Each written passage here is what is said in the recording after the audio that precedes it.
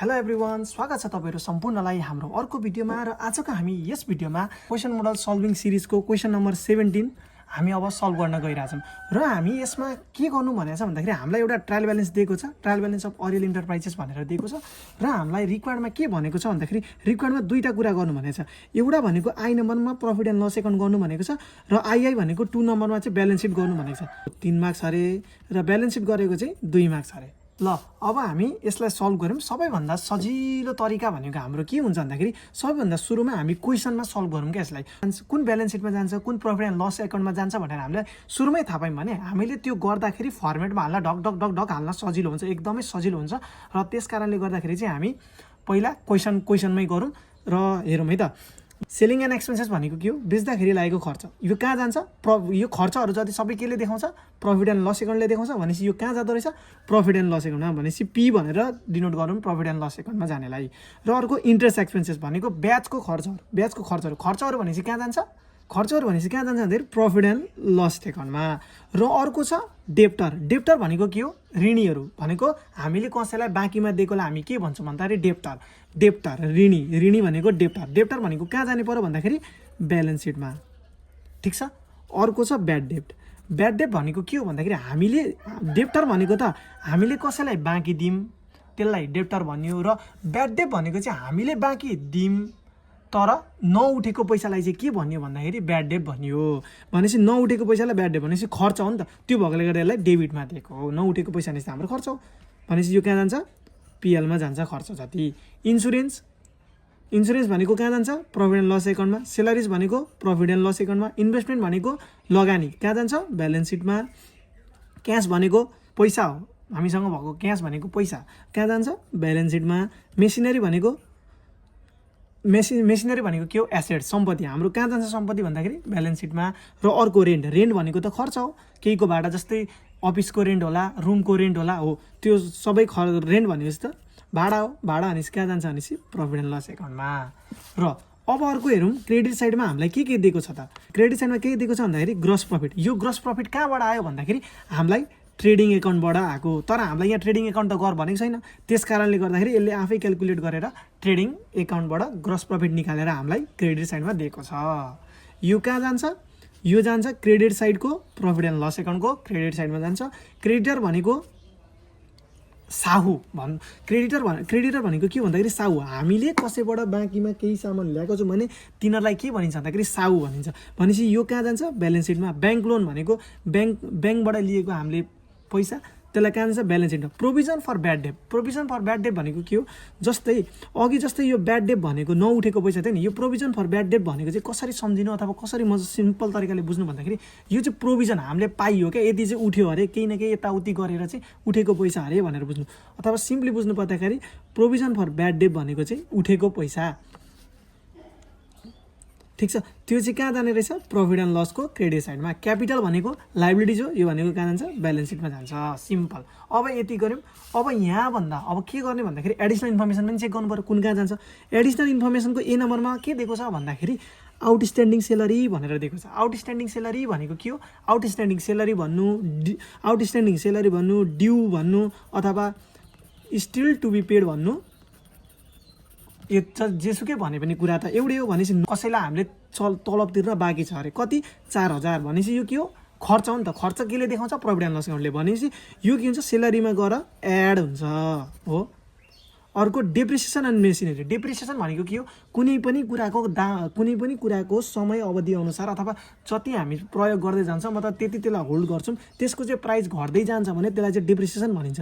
Depreciation भनेको खर्च हो। भनेपछि केले चढाउँछ? पिएलले चढाउँछ। अब के को चाहिँ खर्च अरे? डेप्रिसिएसन मेसिनरी भनेर। मेसिनरीको कति? 10%। मेसिनरी भनेको कति छ? 50,000। 50,000को 10% भनेको कति हुन्छ? 5,000। 5,000 चाहिँ कहाँ जान्छ अरे? यो डेप्रिसिएसन भनेर हामी कहाँ हाल्छौँ? पिएल एकाउन्टको डेबिट छैन, किनभने यो खर्च हो नि त। ठिक छ। अर्को छ न्यू ब्याड डेप्ट भनेको के थियो? अघि जस्तै हामीलाई यहाँ ब्याड डेप्ट भनेर 2000 दिएको थियो नि, यो 2000 उठेको थिएन, अझै उठेन अरे क्या, अरू 1000 पनि उठेन अरे क्या। भनेपछि यो पनि त खर्च हो। यो पनि केले देखाउँछ? पिएल एकाउन्टमा जान्छ है त। अब यसलाई सल्भ गरौँ, सिम्पल रूपमा यसलाई सल्भ गरौँ। कुनै ढिला नगरिकन यो जुन हामीले क्वेसनमा गरेको छौँ यसलाई अब सिधै हामी फर्मेटमा हालौँ है त। ल हेरौँ, सबैभन्दा सुरुमा सेलिङ एक्सपेन्सेस भनेको खर्च कहाँ जान्छ डेबिट साइडमा, डेबिटमा ल लेखौँ सेलिङ एक्सपेन्सेसलाई जस्तै डेबिट साइडमा हामी 2 भनेर लेख्छौँ र क्रेडिट साइडमा हामी बाई भनेर लेख्छौँ है त। ल के दिएको छ सेलिङ एक्सपेन्सेस भनेको छ, सेलिङ एक्सपेन्सेस हाल्यौँ।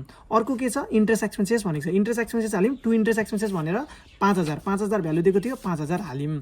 र अर्को के छ भन्दाखेरि डेप्टर त ब्यालेन्स सिटमा जान्छ भने चाहिँ ब्यालेन्स सिटमा हाल्ने अहिले परेन। ब्याड डेट भनेको के हो नउठेको पैसा, ब्याड डेट भनेको कहाँ जान्छ अरे प्रफिट एन्ड लस एकाउन्टमा भनेपछि ब्याड डे भनेर 2000 हाल्यो। अब अघि हामीले हेर्दै जाँदाखेरि एडिसनल इन्फर्मेसन अनि ब्याड डेटको केही कुरो आएको थियो नि त, केही कुरा उठेको थियो नि त, भनेपछि यो पनि कहाँ जाँदो रहेछ त भन्दाखेरि प्रफिट एन्ड लस एकाउन्टको डेबिट साइडमा जान्छ। भनेपछि हामी के गर्ने भन्दाखेरि ब्याड डेटमा न्यू ब्याड डेट नउठेको पैसामा अझै धेरै उठेन भनौँ त, त्यो भएकोले गर्दा एड गरियो 1000 रुपियाँ, 2000मा 1000 जोड्दा 3000 भयो, यतापट्टि लेख्यौँ। अब अर्को के छ इन्सुरेन्स भनेर दिएको, इन्सुरेन्स कति छ 1000 भनेपछि इन्सुरेन्स 1000 हाल्यो। अर्को के छ सेलरी भनेर दिएको छ, सेलरी कति छ 20000 हाल्यो। अब सेलरीको अघि हामीले हेर्दै गर्दै जाँदाखेरि सेलरीको बारे पनि केही भनेको थियो क्या, टक्क सम्झिनु पऱ्यो क्या, अथवा एडिसनल इन्फर्मेसनलाई चाहिँ हरेक आइटम आउँदाखेरि चेक गरिराख्नु पऱ्यो क्या, किनभने मिस्टेक हुनसक्छ क्या हामीले एडिसनल इन्फर्मेसन नहालेर। आउटस्ट्यान्डिङ सेलरी 4000 भनेपछि आउटस्ट्यान्डिङ के हुन्छ नतिरेको तलब अथवा तिर्न बाँकी भने हो नि त, भनेपछि के गर्नु पऱ्यो एड गर्नु पऱ्यो आउटस्ट्यान्डिङ 4000 भनेपछि यो दुईवटा जोड्दा 20000मा 4000 जोड्दा 24000 भयो, ठिक छ। अर्को के दिएको छ इन्भेस्टमेन्ट ब्यालेन्स सिटमा गयो हाल्नु परेन, क्यास भनेको उता जान्छ, मेसिनरी भनेको पनि ब्यालेन्स सिटमा जान्छ। अर्को रेन्ट छ भाडा कहाँ जान्छ अरे प्रफिट एन्ड लस एकाउन्ट कति 4000 हामीले हालिदिउँ। अब एडिसनल इन्फर्मेसन के थियो भन्दाखेरि बी नम्बरमा हामीलाई डेप्रिसिएसन भन्थ्यो, खर्च हो नि त। बी नम्बरमा हामीलाई के भनेको थियो भन्दाखेरि डेप्रिसिएसन अन मेसिनरी भनेको थियो, भनेपछि खर्च हो, खर्च कहाँ हाल्नुपर्छ प्रफिट एन्ड लस एकाउन्टमा, भनेपछि कति थियो 5000 थियो, हामीले 5000 हाल्यौँ। अब क्रेडिट साइड चेक गरौँ, क्रेडिट साइडमा ग्रस प्रफिट बिडी भनेर भनौँ भनेपछि बाई ग्रस प्रफिट भनेर हामीले 87,000 दिएको थियो त्यो हाल्यौँ। अर्को के छ क्रेडिटर भनेको ब्यालेन्स सिटमा जान्छ, ब्याङ्क लोन भनेको ब्यालेन्स सिटमा जान्छ, प्रोभिजन फर ब्याड डे भनेको कहाँ जान्छ भनेर चाहिँ प्रफिट एन्ड लस एकाउन्टमा हाल्यौँ। अब क्यालकुलेसन गरौँ है त कति हुन्छ। अब क्यालकुलेसन गर्नु पर्दाखेरि कति भनेको छ भन्दाखेरि सेलिङ एक्सपेन्सेस 5000 छ प्लस अर्को इन्ट्रेस्ट एक्सपेन्सेस पनि 5000 छ, अर्को के छ ब्याड डेट भनेर 3000 छ, 3000 प्लस 1000 रुपियाँ इन्सुरेन्सको प्लस सेलरी भनेर 24000 छ प्लस रेन्ट भनेर कति छ 4000 छ 4000 छ प्लस डेप्रिसिएसन मेसिनरी भनेर 5000 छ। हाम्रो टोटल गर्दाखेरि कति आउँदो रहेछ 47000 आउँदो रहेछ। यहाँ कति आयो 47000 आयो। भनेपछि क्रेडिट साइडमा चाहिँ कति आउँछ, हामीसँग दुईवटा आइटम मात्रै छ। क्रेडिट साइडमा कति आउँछ 87000 प्लस 2000 गरेर कति आउँछ 89000 आउँदो रहेछ यो साइडमा।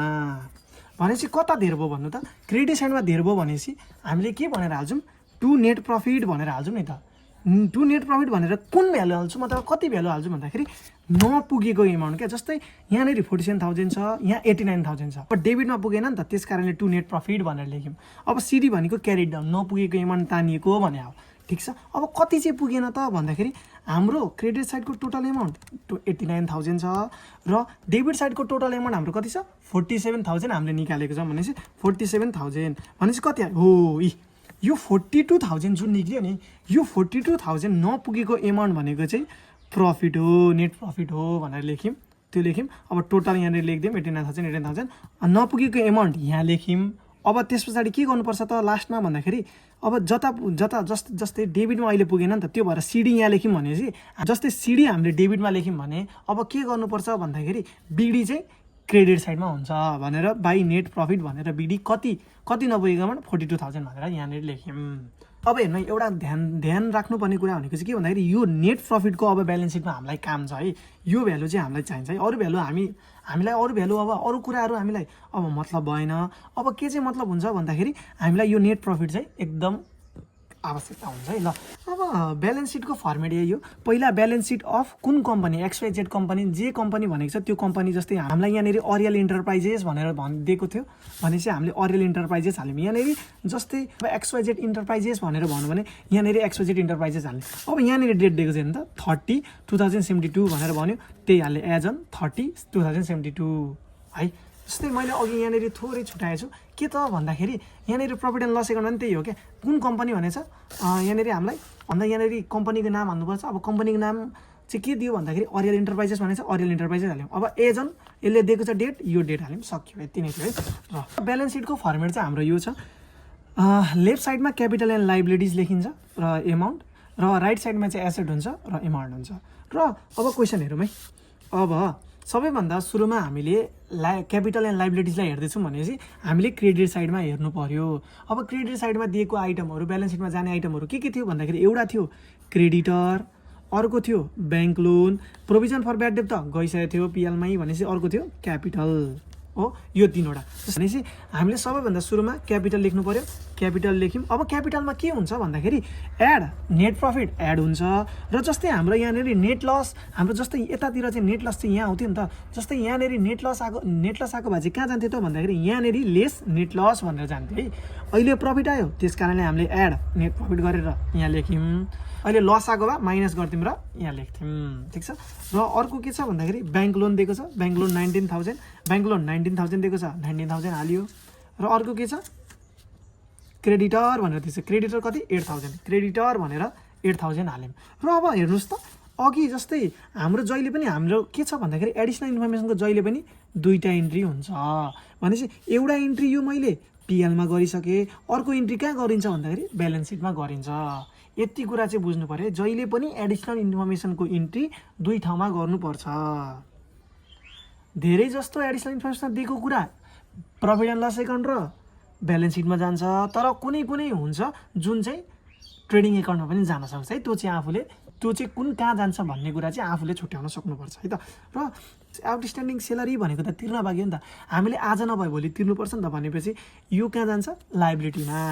तिर्न बाँकी भनेको त लाइबिलिटी नि त। त्यो भएर यहाँ गयो यी 4,000, जस्तै यहाँनिर 4,000 थियो त्यस कारणले 4,000 हाल्यो।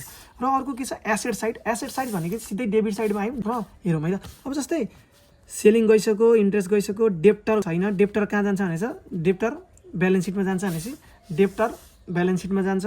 सबैभन्दा सुरुमा हाम्रो चाहिँ अलिकति फिक्स्ड एसेट अथवा अलिकति धेरै भ्यालु भएकोलाई चाहिँ हाल्नुपर्छ है नर्मल्ली है। त्यही पनि के गरौँ त भन्दाखेरि अलिकति ठुलो भ्यालु भएकोलाई चाहिँ अगाडि लेखौँ न हैन। गुड प्र्याक्टिस हो नि त, किनभने भोलिपर्सि 12मा पुगेपछि हामीलाई अझै सजिलो हुन्छ नि त। भनेपछि इन्भेस्टमेन्ट भनेर 40,000 दिएको छ, इन्भेस्टमेन्ट मैले 40,000 हालेँ। अर्को के भनेर दिएको छ मेसिनरी 50,000 छ, 50,000 हालेँ। अर्को के छ मेसिनरीको अघि हामीले डेप्रिसिएसन काटेको थियौँ नि त। डेप्रिसिएसन भनेपछि खर्च लेस गर्नु पऱ्यो नि त। कति 5,000 थियो भनेपछि 5,000 डेप्रिसिएसन गयो। 50,000मा 5,000 घटाएर कति भयो भन्दाखेरि 45,000। अर्को के छ भन्दाखेरि क्यास। क्यास पनि कहाँ जान्छ भनेपछि ब्यालेन्स सिटमा, क्यास ब्यालेन्स सिटमा। र अर्को अघि हामीले यहाँ माथिको डेप्टर हाल्न बाँकी थियो नि त।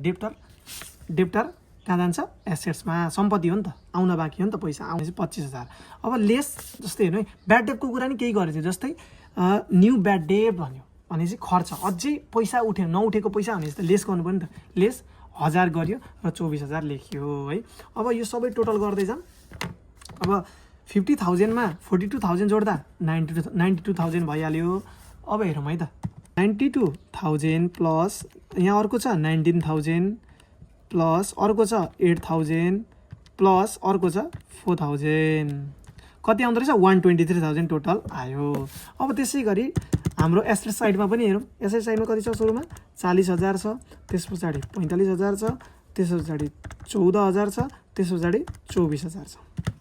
कति आयो 123,000 आयो। भनेपछि दुईटैमा बराबर आयो भनेपछि हाम्रो हिसाब मिलेछ। भनेपछि प्रफिट एन्ड लस एकाउन्ट पनि हाम्रो मिलेछ र त्यसै गरी ब्यालेन्स सिट पनि हाम्रो मिलेछ। र आजको हामी यस भिडियोमा यति नै सल्भ गर्नेवाला छौँ। र हामी अब आउँदो दिनहरूमा अरू क्वेसन जस्तै क्वेसन नम्बर 18 त्यसै गरी 19 गर्दै हामी अरू सल्भ गर्नेवाला छौँ। र तपाईँहरूलाई यदि भिडियो मन परेमा लाइक गर्नुहोस्, च्यानललाई सब्सक्राइब गर्नुहोस् र साथीहरूसँग सेयर गर्न सक्नुहुन्छ।